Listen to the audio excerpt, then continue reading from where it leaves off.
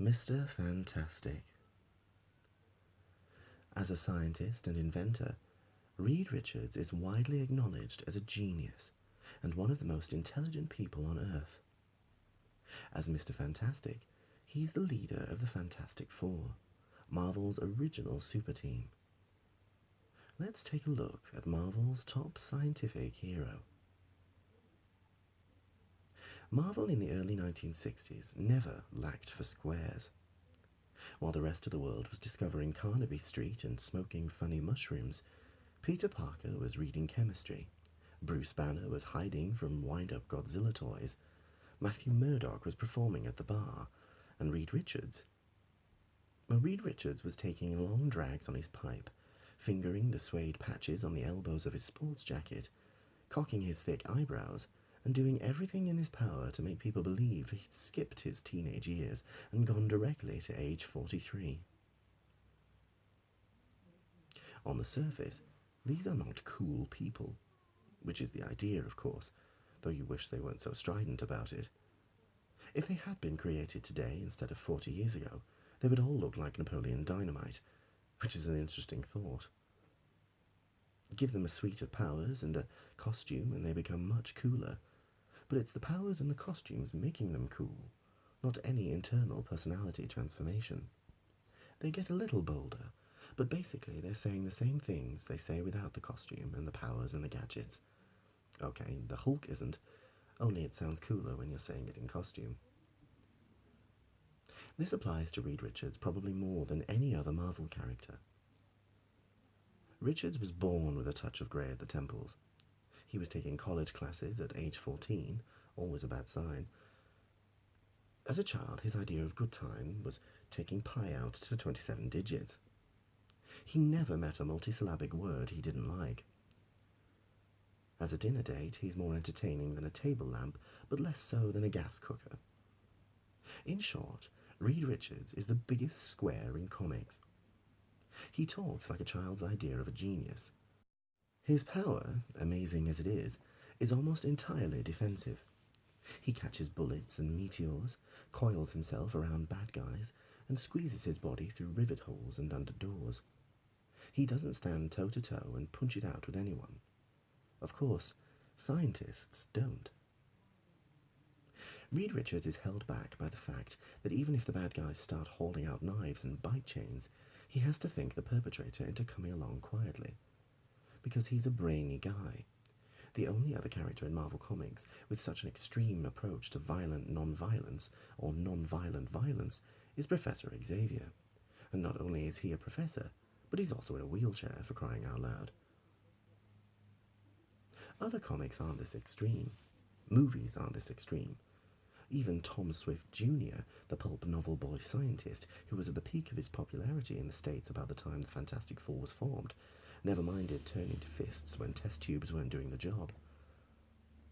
Why is Reed Richards so deep in Brainland, even when being pummeled by Skrulls or pushed to the brink by Doctor Doom? The easy, logical answer is that non-evil scientists are the highest human life form in Stan Lee's Marvel Universe. Forget about politicians, generals, doctors, teachers, poets, barristers, Sir Elton John and David Beckham. The power lies with the scientists. This attitude is the attitude of the 50s and the early 60s, when the way to beat communism was by winning the space race, closing the missile gap and feeding the world. Only scientists could put the good guys far enough ahead of the Ruskies to stave off world annihilation. And if the scientists were pliable enough to slip through keyholes and catch bullets in their rubber bellies, so much the better. You find this science uber allies thinking in everything from cigarette adverts to rock and roll back then. But at Marvel it bordered on obsession. Science fiction has rarely come down so heavily on the science side. Because Reed Richards is a Marvel scientist, naturally he comes from a family of brains. Reed's father, Nathaniel, was a brilliant physicist who actually invented a time machine that gave his son the ultimate gift, the ability to manipulate comic book plots whenever the hell he feels like it. What makes this weird is that the good Marvel scientists who inherit their brains are from America, home of the self-made individual, where anyone who inherits more than a handful of expired Big Mac coupons is a red-handed cheetah pants. Reed Richards is a double-handed cheetah pants because he's not only inherited his dad's brain, he inherited his $2 billion. Meanwhile, the most famous bad Marvel scientist, Doctor Doom, hails from that bastion of self-sufficiency, the thinly veiled Iron Curtain country of Latveria. In Marvel's America, you can grow up to be a costumed crime fighter without a problem, but if you want to be a research chemist, forget it. The only way you can get into the Superhero Scientist Club is to be born in. Having $2 billion in seed money to get your super brain business going doesn't hurt either. One other personality quirk, at least by Marvel standards, distinguishes Reed Richards. He's monogamous. Not just monogamous, flamingly monogamous. Susan Storm is the only woman Reed Richards has given a second look. This, and the fact that Reed and Sue are not only married, but married with children, gives the Fantastic Four their endearing family quality. It also makes Reed Richards that much more of a bore. Now, he's not just a passive scientist who wears tweed jacket, smokes a pipe, and talks like Chapter 4 of Modern Physics Today. He's a passive scientist with a wife and kids. And he can't even leave the wife at home when he trundles off to work.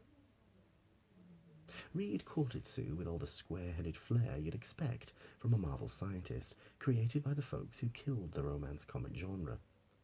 No long walks in the park, upside-down kisses in the rain, or ski trips to guest start for Reed and Sue.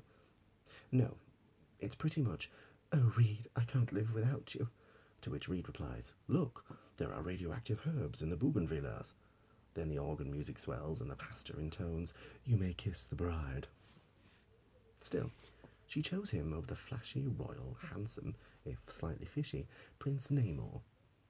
It was one of the great love triangles of the 1960s, and added an extra dimension to Namor's tussles with the FF. Like any marriage, there's been the odd disagreement. Okay, so in most relationships, the disagreements are about who takes the rubbish out or who does the washing up.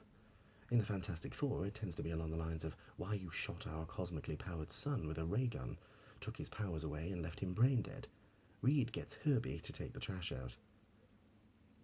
The son in a coma storyline rocked the FF to their core. Sue left and their marriage came close to ending. Luckily for the fantastic couple, their friends rallied around. Not to talk them through their differences, that would be way too simple. The Fantastic Four's friends, the Inhumans and Namor, rigged a fake invasion from the deep to bring them together. It worked, too. Getting them back together, that is. Not the invasion, of course. Ultron 7 accidentally awakening the young Franklin from his coma a short while later helped a little bit, too. Despite Reed Richards' basic absurdity, he's far more grounded than many of the superhero counterparts. Unlike the X-Men, for instance, who too often seem to be relying on their Toy Biz licensing income to support a lifestyle that makes Paris Hilton's look like slumming, Reed Richards has turned the Fantastic Four into a business, with his inventions paying the bills. He has patents, even, and at one point, Reed's creation of unstable molecules that form a material that can't be ripped or torn was used to create costumes for most heroes in the Marvel Universe. Not only did it provide the FF with a tidy little income, but it also stopped Marvel getting into the trouble with the Comics Code every time She-Hulk went into battle. Among other contrivances, he's invented cyotactile furniture, the holographic endoplasy projector, and Herbie. The less said about him, the better. Reed Richards doesn't need a secret identity to underwrite his superhero sideline. Reed Richards is a superhero that everyone knows is a superhero. Acting as CEO of his own little superhero business, it's an interesting sort of cinema verite affair, and it works for the most part. There was even a leveraged buyout attempt made on FF Inc. by the Forces of Evil, totally unrelated to the real-life leveraged buyout of Marvel by the Forces of Evil that occurred around the same time. The Fantastic Four were driven to the edge of bankruptcy too, just like Marvel. And they say life never imitates art. The unpleasant side effect of this, and this being comics, and comics being like soap operas, there has to be an unpleasant side effect. Unfortunately, Reed Richards is a megalomaniac. It's expected. It's like movie stars being polygamous because part of their job is to make out with beautiful people. You run the world's most successful superhero operation. You're a scientist to boot and on top of the Marvel ziggurat. It's only natural that when handed the keys to a tin pot, like Latveria, and you think you're the Alpha and the Omega. Reed Richards was given control over Latveria after Dr. Doom sent Reed's son Franklin to hell, and Reed made Doom go get Franklin and stay there for a while just to get a feel for the place.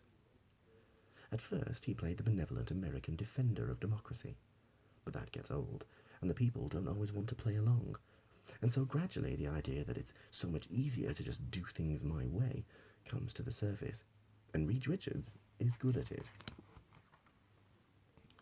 Pretty soon Latveria is back to the Doom days, only without the silly democratic notion that anyone can grow up to be a scientist. Actually, the ongoing Doom-Reed Richards struggle is the best thing about Mr. Fantastic, and one of the best things about Marvel Comics, period. This is a battle of two people who are the same person, except for the most niggling details.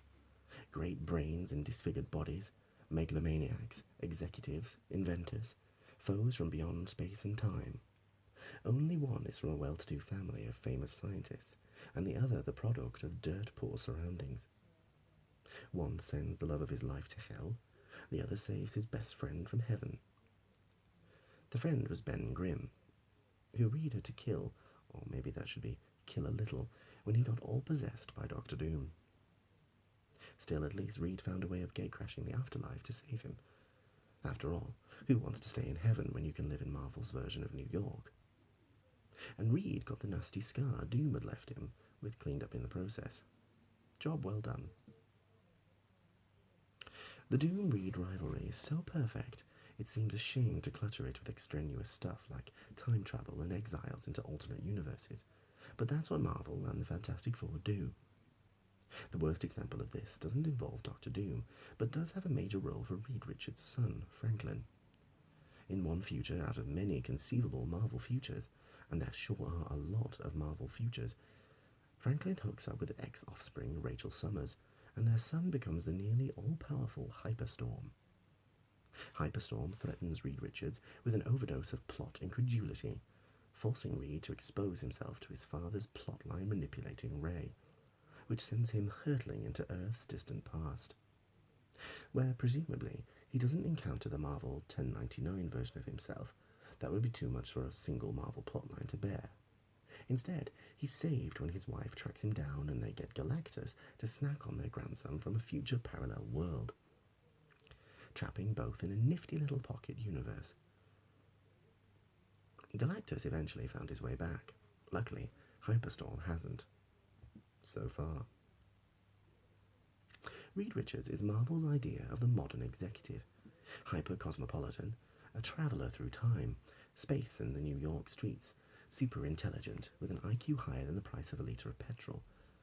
As business savvy as the people who created him, which means he's well acquainted with the bankruptcy lawyers. A devoted husband and father, and so flexible, literally, that he's able to adapt himself to any situation. Company men aren't always as interesting. It's to Marvel's credit that he not only was drawn interesting, but has stayed fresh and interesting for nearly 40 years. Donald Trump should be so lucky.